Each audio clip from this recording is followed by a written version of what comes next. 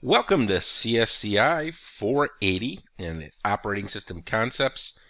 And here we're going to begin talking about what is an operating system. Think of it as a program that acts as an intermediary between a user of a computer and the computer hardware. I've heard it described as kind of a virtual machine or ideal machine that can sit on top of the hardware, but it's more than that. The operating system has several goals.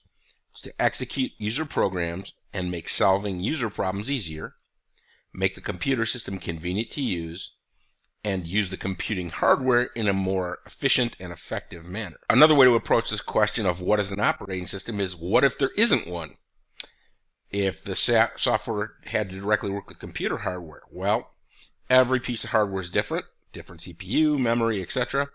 Does every program have to be written to work with each hardware combination? That sounds untenable, and it massively reduces the effectiveness of computers.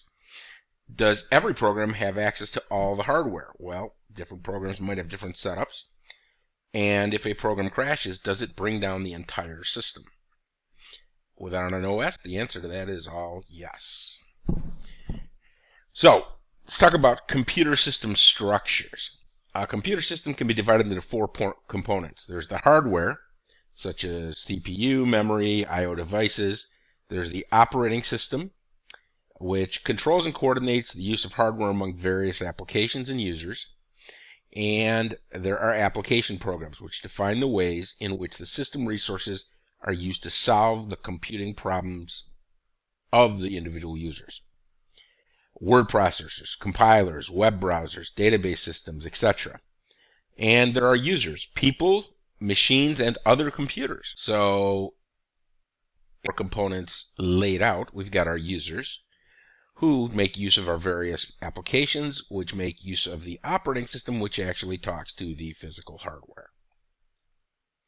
So, what do operating systems actually do? And that all depends on your point of view. Users want convenience, ease of use, and performance. They don't really think or care about resource utilization.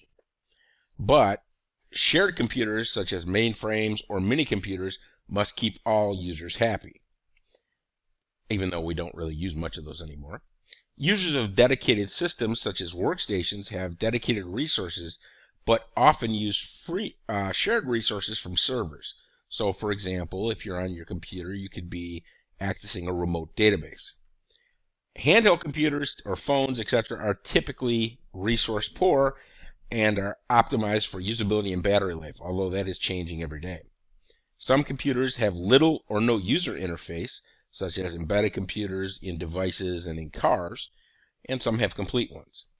So, here is the definition of an operating system. An operating system is a resource allocator. It manages all resources, decides between conflicting requests for efficient and fair resource use. It considers both time and space.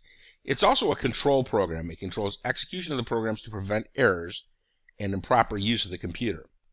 An OS is an extended virtual machine, an environment in which you can execute programs in a convenient, efficient, and hopefully secure manner. The OS is the most fundamental part of all the system's programs. It controls the computer's resources and provides the base upon which application programs can be written and can be executed. Everything a vendor ships when you order an operating system is a good approximation, but it varies widely between systems. Now, there's also another piece, the kernel. It's the one program running at all times on the computer. Everything else is either a system program, which ships the operating system, or an application program. So that covers the basics of what an operating system is. Now we'll start going into more detail about how an operating system is built, managed, and used.